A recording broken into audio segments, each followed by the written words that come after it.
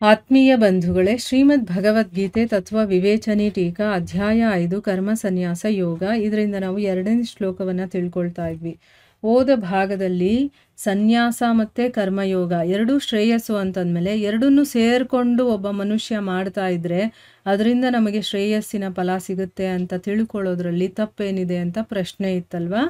ಅದಕ್ಕೋಸ್ಕರ ಅದಕ್ಕೆ ಉತ್ತರವಾಗಿ ಸಾಂಖ್ಯಯೋಗ ಕರ್ಮಯೋಗ ಈ ಎರಡೂ ಸಾಧನೆಯನ್ನು ಒಂದೇ ಸರಿಗೆ ಒಬ್ಬ ಮನುಷ್ಯ ಮಾಡೋದಕ್ಕೆ ಸಾಧ್ಯನೇ ಇಲ್ಲ.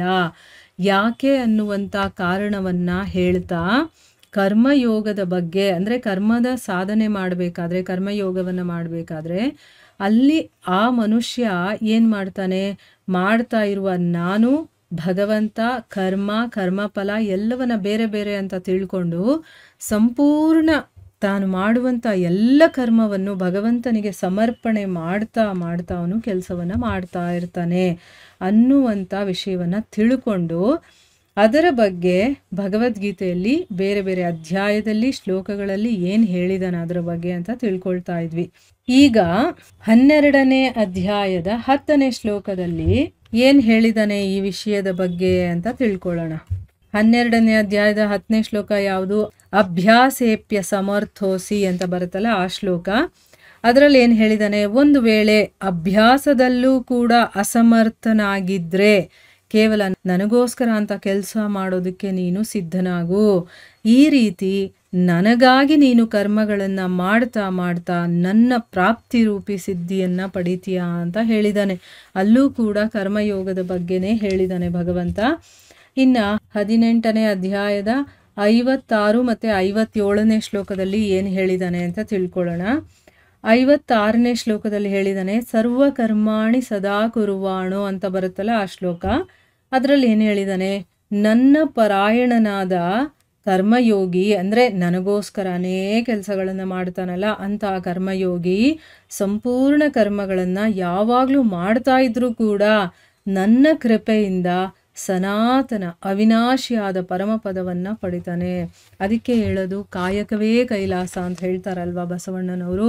ನಮ್ಮ ಕರ್ತವ್ಯ ಕರ್ಮಗಳನ್ನು ಭಗವಂತನಿಗೆ ಅರ್ಪಣೆ ಮಾಡ್ತಾ ನಮ್ಮ ಜವಾಬ್ದಾರಿಗಳನ್ನು ಮಾಡ್ಕೊಂಡು ಹೋಗ್ತಾ ಇರಬೇಕು. ಅದೇ ನಮಗೆ ಕೈಲಾಸವನ್ನು ತೋರಿಸುತ್ತೆ. ಅಂತಂದ್ರೇನು, ಆ ಭಗವಂತನ ಹತ್ರಕ್ಕೆ ನಮ್ಮನ್ನು ಕರ್ಕೊಂಡು ಹೋಗುತ್ತೆ ಅಂತ ಅರ್ಥ. ಇನ್ನು 57ನೇ ಶ್ಲೋಕದಲ್ಲಿ ಏನು ಹೇಳಿದ್ದಾರೆ, ಚೇತಸ ಸರ್ವಕರ್ಮಾಣಿ ಮಯಿ ಸನ್ಯಸ್ಯ ಮತ್ಪರಹ ಅಂತಿದೆಯಲ್ಲ ಆ ಶ್ಲೋಕ. ಅದರಲ್ಲಿ ಏನು ಹೇಳಿದ್ದಾರೆ, ಎಲ್ಲ ಕರ್ಮಗಳನ್ನು ಕೂಡ ಮನಪೂರ್ವಕವಾಗಿ, ಅಂದ್ರೇನು, ಮನಸ್ಸಿನಿಂದ ನನಗೆ ಅರ್ಪಣೆ ಮಾಡಿ, ಮನಸ್ಸಲ್ಲಿ ಇಷ್ಟ ಇಲ್ಲದೆ ಅರ್ಪಣೆ ಮಾಡೋದಲ್ಲ. ಭಗವಂತ ಕೇಳದೆ ನಮ್ಮ ಮನಸ್ಸು ಭಾವನೆಯನ್ನು. ಸೊ ನಮ್ಮ ಭಾವ ಹೇಗಿದೆ, ನಮ್ಮ ಮನಸ್ಸು ಶುದ್ಧವಾಗಿ ಯೋಚನೆ ಮಾಡ್ತಾ ಇದೆಯಾ, ಕಂಪ್ಲೀಟಾಗಿ ಭಗವಂತನಿಗೆ ನಾನು ಸಮರ್ಪಣೆ ಮಾಡಬೇಕು ಅಂತ ಮನಸ್ಸಲ್ಲಿ ಇಟ್ಕೊಂಡು ಮಾಡ್ತಾ ಇದ್ದೀವ, ಅದು ನೋಡ್ತಾನೆ ಭಗವಂತ. ಸೊ ಈ ರೀತಿ ಮನಪೂರ್ವಕವಾಗಿ ನನಗೆ ಅರ್ಪಣೆ ಮಾಡಿ ಸಮತ್ವ ಬುದ್ಧಿರೂಪವಾದ ಯೋಗವನ್ನು ಅವಲಂಬನೆ ಮಾಡಿಕೊಂಡು ನನ್ನ ಪರಾಯಣನಾಗಿ ಮತ್ತು ನಿರಂತರ ನನ್ನಲ್ಲೇ ಚಿತ್ತವುಳ್ಳವನಾಗು. ನಮ್ಮ ಚಿತ್ತ ಏನಾಗುತ್ತೆ, ಬೇರೆ ಬೇರೆ ಕಡೆ ಎಲ್ಲ ಅದು ಇಂಟ್ರೆಸ್ಟ್ ಇರುತ್ತೆ, ಅದಕ್ಕೆ ಆಸಕ್ತಿ ಇರುತ್ತೆ. ಅದೆಲ್ಲವನ್ನ ಬಿಟ್ಟು ಭಗವಂತನಲ್ಲೇ ನಮ್ಮ ಚಿತ್ತ ಇರಬೇಕು. ಅಂಥ ಒಂದು ಮನಸ್ಥಿತಿಯನ್ನು ಇಟ್ಕೊಂಡು ನಾವು ಸಮರ್ಪಣೆ ಭಾವದಿಂದ ಕರ್ಮವನ್ನು ಮಾಡಿದ್ರೆ ಆ ಭಗವಂತನನ್ನೇ ನಾವು ಪಡಿತೀವಿ ಅಂತ ಭಗವಂತನೇ ಸ್ವಯಂ ಇಲ್ಲಿ ಹೇಳ್ತಾ ಇದ್ದಾನೆ. ಈಗ ನೋಡಿ, ಇಷ್ಟೊತ್ತು ಕರ್ಮಯೋಗಿ ಹೇಗೆಲ್ಲ ಯೋಚನೆ ಮಾಡ್ತಾನೆ, ಅವನು ಹೇಗೆ ಕೆಲಸಗಳನ್ನು ಮಾಡ್ತಾನೆ ಅಂತೆಲ್ಲ ಹೇಳ್ದ ಭಗವಂತ. ಈಗ ಸಾಂಖ್ಯಯೋಗಿ ಹೇಗೆ ಯೋಚನೆ ಮಾಡ್ತಾನೆ ಅಂತ ಹೇಳ್ತಾರೆ.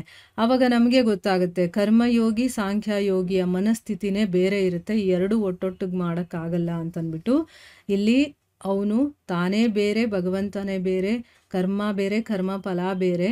ಸೊ ನಾನು ಅವನಿಗೆ ಅರ್ಪಣೆ ಮಾಡ್ತಾ ನನ್ನ ಕೆಲಸಗಳನ್ನು ಮಾಡಬೇಕು ಅಂತ ಕರ್ಮಯೋಗಿ ತಿಳ್ಕೊಂಡ್ರೆ, ಸಾಂಖ್ಯಯೋಗಿ ಏನು ತಿಳ್ಕೊಳ್ತಾನೆ, ಮಾಯೆಯಿಂದ ಉತ್ಪನ್ನವಾಗಿರುವಂತಹ ಗುಣಗಳೇ ಗುಣಗಳಲ್ಲಿ ವರ್ತಿಸ್ತಾ ಇದೆ ಅಂತ ತಿಳ್ಕೊಳ್ತಾನೆ. ಇದ್ಯಾವುದು ನಾವು ಮಾಡ್ತಾ ಇಲ್ಲ, ನಮ್ಮ ಪ್ರಕೃತಿ ಗುಣಗಳಿರುತ್ತಲ್ಲ 3 ಗುಣಗಳು, ಅದರ ಪ್ರಭಾವದಿಂದ ಆ ಗುಣಗಳೇ ಗುಣಗಳಾಗಿ ಇಲ್ಲಿ ವರ್ತನೆ ಮಾಡ್ತಾ ಇದೆ ಅಂತ ಅಂದ್ಬಿಟ್ಟು ಅವನು ತಿಳ್ಕೊಳ್ತಾನೆ. ಇದರ ಬಗ್ಗೆ 3ನೇ ಅಧ್ಯಾಯದ 28ನೇ ಶ್ಲೋಕದಲ್ಲಿ ಭಗವಂತ ಹೇಳ್ತಾನೆ. ಏನು ಹೇಳ್ತಾನೆ, ತತ್ವವಿತ್ತು ಮಹಾಬಾಹೋ ಗುಣಕರ್ಮ ವಿಭಾಗಯೋಹೋ. ಅಂದರೆ ಅರ್ಥ ಏನು, ಅರ್ಜುನನಿಗೆ ಹೇಳ್ತಾನೆ ಕೃಷ್ಣ, ಗುಣ ವಿಭಾಗ ಮತ್ತು ಕರ್ಮ ವಿಭಾಗದ ತತ್ವವನ್ನು ಯಾರು ತಿಳ್ಕೊಂಡಿರ್ತಾನೋ ಅಂಥ ಜ್ಞಾನಯೋಗಿ ಸಂಪೂರ್ಣವಾಗಿ ಗುಣಗಳೇ ಗುಣಗಳಲ್ಲಿ ವರ್ತಿಸ್ತಾ ಇದೆ ಅಂತ ತಿಳ್ಕೊಂಡು ಅವುಗಳೆಲ್ಲ ಅವನು ಆಸಕ್ತವಾಗಿರೋದಿಲ್ಲ. ಅಂದರೆ ಅವನು ಜ್ಞಾನವನ್ನು ತತ್ವತಃ ತಿಳ್ಕೊಳ್ತಾ ಇರ್ತಾನಲ್ಲ, ಅದಕ್ಕೆ ಇದೆಲ್ಲ ಹೇಗೆ ನಡೀತಾ ಇದೆ ಅನ್ನೋದು ಅವನಿಗೆ ಗೊತ್ತಿರುತ್ತೆ. ಅದರಿಂದ ಅವನು ಅದಕ್ಕೆ ಆಸಕ್ತಿಯನ್ನು ಇಟ್ಕೊಳ್ಳೋದಿಲ್ಲ. ಆದರೆ ಕರ್ಮಯೋಗಿ ಹಾಗಲ್ಲ. ನಾನು ಏನಿದೆಯೋ ಕೆಲಸ ಮಾಡಬೇಕು, ಆದರೆ ನಾನು ಭಗವಂತನಿಗೆ ಅರ್ಪಣೆ ಮಾಡ್ತಾ ನನ್ನ ಕೆಲಸ ಮಾಡ್ಕೊಂಡು ಹೋಗ್ತೀನಿ ಅಂತ ಅವನು ತಿಳ್ಕೊಳ್ತಾನೆ. ಇದೆಲ್ಲ ಆಪೋಸಿಟ್ ಆಗಿದೆ ಅಲ್ವಾ? ಅವನು ತಿಳ್ಕೊಳ್ಳೋದೇ ಬೇರೆ, ಇವನು ತಿಳ್ಕೊಳ್ಳೋದೇ ಬೇರೆ. ಸೊ ಅದಕ್ಕೋಸ್ಕರ ಇಲ್ಲಿ ಇವನು ಸಾಂಖ್ಯಯೋಗಿ ಇದೆಲ್ಲ ಗುಣಗಳೇ ಗುಣಗಳಾಗಿ ಇಲ್ಲಿ ಕೆಲಸಗಳನ್ನು ಮಾಡ್ತಾ ಇದೆ ಅಂತ ತಿಳ್ಕೊಳ್ತಾನೆ. ಅಥವಾ ಇಂದ್ರಿಯಗಳ ಅರ್ಥದಲ್ಲಿ ವರ್ತನೆ ಮಾಡ್ತಾ ಇದೆ ಅಂತ ತಿಳ್ಕೊಳ್ತಾನೆ.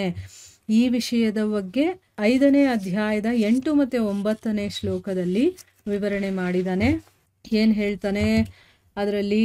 ಯಾವ ಶ್ಲೋಕ ಅಂದರೆ ನೈವ ಕಿಂಚಿತ್ ಕರೋಮೀತಿ, ಅದು ಮತ್ತು ಪ್ರಲಪನ್ ವಿಸೃಜನ್ ಅಂತ ಬರುತ್ತಲ್ಲ, ಆ 2 ಶ್ಲೋಕಗಳು. ಅದರಲ್ಲಿ ಏನು ಹೇಳ್ತಾನೆ ಅಂತಂದರೆ, ತತ್ವವನ್ನು ಯಾರು ತಿಳ್ಕೊಂಡಿರ್ತಾನೋ ಅಂಥ ಸಾಂಖ್ಯಯೋಗಿ ನೋಡಬೇಕಾದ್ರೆ, ಕೇಳಬೇಕಾದ್ರೆ, ಮುಟ್ಟಬೇಕಾದ್ರೆ, ಮೂಸು ನೋಡಬೇಕಾದ್ರೆ, ಭೋಜನವನ್ನು ಮಾಡಬೇಕಾದ್ರೆ, ನಡಿಬೇಕಾದ್ರೆ, ನಿದ್ರೆ ಮಾಡಬೇಕಾದ್ರೆ, ಉಸಿರಾಟವನ್ನು ಆಡಬೇಕಾದ್ರೆ, ಮಾತಾಡಬೇಕಾದ್ರೆ, ತ್ಯಾಗ ಮಾಡಬೇಕಾದ್ರೆ, ತಗೊಳ್ಬೇಕಾದ್ರೆ, ಕಣ್ಣುಗಳನ್ನು ತೆಗಿಬೇಕಾದ್ರೆ ಅಥವಾ ಮುಚ್ಕೊಳ್ಬೇಕಾದ್ರೂ ಕೂಡ ಎಲ್ಲ ಇಂದ್ರಿಯಗಳು ತಮ್ಮ ತಮ್ಮ ಅರ್ಥಗಳಲ್ಲಿ ವರ್ತನೆ ಮಾಡ್ತಾ ಇದ್ದಾವೆ. ಈ ರೀತಿ ಅವನು ತಿಳ್ಕೊಂಡು ಏನೂ ನಾನು ಮಾಡ್ತಾ ಇಲ್ಲ ಅಂತ ತಿಳ್ಕೊಳ್ತಾನೆ. ಅಂದರೆ ಏನು? ಈ ರೀತಿ ನಾವು ಇಂದ್ರಿಯಗಳು ತಾನಾಗಿ ಆ ಕೆಲಸಗಳನ್ನು ಮಾಡ್ತಾ ಇದೆ, ನಾನೇನೂ ಮಾಡೋದಿಲ್ಲ ಅನ್ನೋ ರೀತಿ ಅವನು ತಿಳ್ಕೊಳ್ಬೇಕು ಅಂತ ಅಲ್ಲಿ ಭಗವಂತ ಹೇಳ್ತಾನೆ. ಅಂದರೆ ಏನು? ಇಂದ್ರಿಯಗಳು ಇಂದ್ರಿಯಗಳ ಅರ್ಥದಲ್ಲೇ ವರ್ತಿಸ್ತಾ ಇದೆ ಅಂತ ತಿಳ್ಕೊಂಡು ಮನಸ್ಸು, ಇಂದ್ರಿಯಗಳು ಮತ್ತು ಶರೀರದ ಮೂಲಕ ನಡೆಯುವಂಥ ಎಲ್ಲ ಕ್ರಿಯೆಗಳಲ್ಲಿ ಕರ್ತೃತ್ವದ ಅಭಿಮಾನರಹಿತನಾಗಿ ಇಲ್ಲಿ ನಾನು ಮಾಡ್ತಾ ಇದ್ದೀನಿ ಅನ್ನುವಂಥ ಅಭಿಮಾನನೇ ಅವನಿಗಿರೋದಿಲ್ಲ. ಕೇವಲ ಸರ್ವವ್ಯಾಪಿ ಸಚ್ಚಿದಾನಂದ ಘನ ಪರಮಾತ್ಮನ ಸ್ವರೂಪದಲ್ಲಿ ಅಭಿನ್ನಾಭಾವದಿಂದ ಸ್ಥಿತನಾಗಿರ್ತಾನೆ.